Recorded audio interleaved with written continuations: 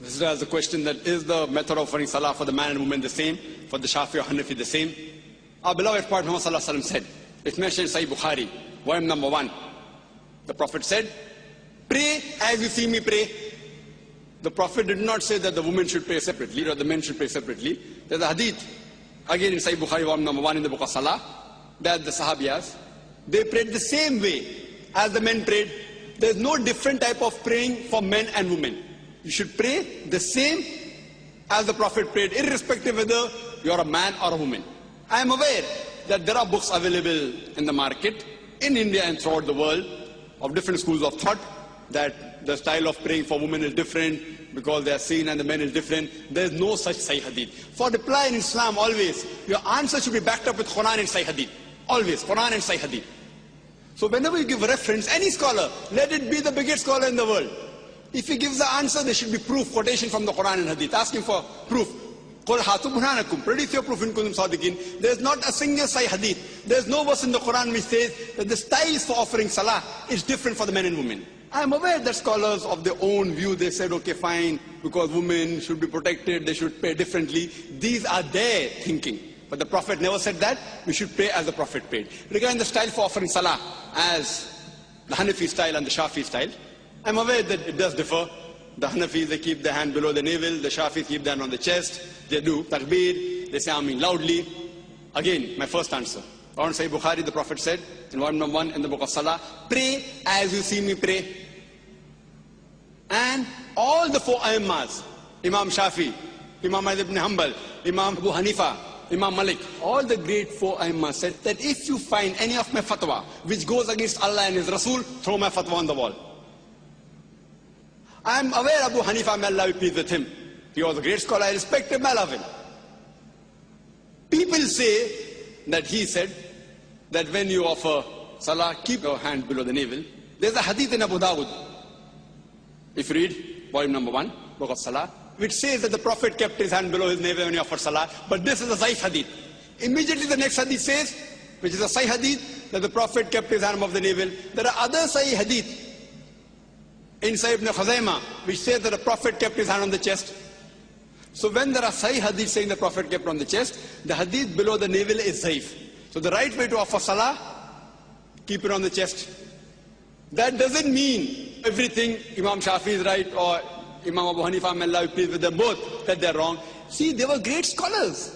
We respect them, they're great Aimmas. But we fail to realize that at that time, the hadith one compiled during the life of the Prophet, the Qur'an was compiled. There was no question at all, under his own supervision. But the hadith one compiled, they started being compiled later on, 50 years, 100 years, 150 years later on. So these scholars came earlier. And because they didn't have all the Sahih hadith with them, the fatwas that they gave were based on the knowledge that they had. I don't think that Abu Hanifa, may Allah be pleased, made a mistake. What he did, because that Sahih hadith didn't reach him. So maybe according to me, the Zaif hadith reached him, and he may have said, keep your hand below the navel. The Sahih hadith may have reached Imam Shafi, he said that keep your hand on the chest. Again, Sahih Bukhari says, volume number 1 in the book of Salah, that you have to Rafatain. So Rafatain, the Prophet said, not because Imam Shafi is saying I'm following it, because my Prophet said it. Now in wudu, there's a verse in the Quran in Surah Ma'idah, chapter number 5, that it says that when the woman touches, the wudu breaks. The Arabic word is masa, coming from namasa, which means touch. According to Imam Shafi, may Allah be pleased with him, he says that if the woman touches, the wudu breaks. Imam Abu Hanifa said, if the woman touches a man who's in wudu, wudu does not break. Now the Arabic verse of the Quran says, la masa, if the woman touches, wudu breaks. But there are 2 meanings of masa. One is a sexual touch, and the other is a physical touch. So Imam Shafi, may Allah be pleased with him, he took it as a physical touch. Imam Abu Hanifa, he took it as sexual touch. So both had a difference of opinion. But when you go to Sunnah Abu Dawud, volume number 1, in the hadith of Aisha, may Allah be pleased with her, the Prophet was in wudu, he kissed her. And the Prophet, without doing wudu, again went for salah. There's another hadith in Sahih Bukhari, in the book of Salah, volume number 1. The Hazrat Aisha was sleeping, Prophet put the leg on her for salah. So this proves that physical touch does not break the wudu. So here, Abu Hanifa, may Allah be pleased with him, is right. And Imam Shafi, not that he made a mistake willfully, that hadith didn't reach him. So all were great scholars, and all the Imam said that if you find any of my fatwa which goes against Allah and His Rasul, then throw my fatwa on the wall. So I say that I am a Pakka Hanafi. Dr. Zakir Naik is a Pakka Hanafi. Why? Abu Hanifa maybe gave the fatwa, keep down below the navel while offering Salah, but the Sahih Hadith says keep on the chest. So while offering Salah, I keep off my chest. I am a Pakka Hanafi. Imam Shafi'i said, if you find any of my fatwa which goes against Allah and Rasul, throw my fatwa on the wall. So Imam Shafi'i said that if the woman touches a man in wudu, wudu breaks. But Sahih Hadith says wudu does not break. So my wudu does not break if a woman unintentionally touches me.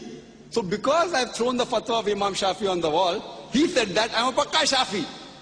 I'm a Pakka Hanafi, I'm a Pakka Shafi, I'm Pakka Hanbali, I'm also Pakka Maliki. Pakka means staunch. I follow 100%. Other people follow 80%, 90%. Or 60% of Abu Hanifa. I follow total. All the great four Aimma said, if you find any of my fatwa which goes against Allah and Rasul, throw my fatwa on the wall. All these scholars were great scholars, we have to respect them. But you have to realize that the hadith weren't compiled. Today, everything on the fingertips, on the CD-ROM, in the books available. So now the scholars are there, and out of lack of information. For example, there's my brother, who's a doctor, and Copernicus. Copernicus was a great scientist. But my brother has more knowledge than Copernicus on science, even more than Einstein. But Einstein was more brilliant, because today science is advanced.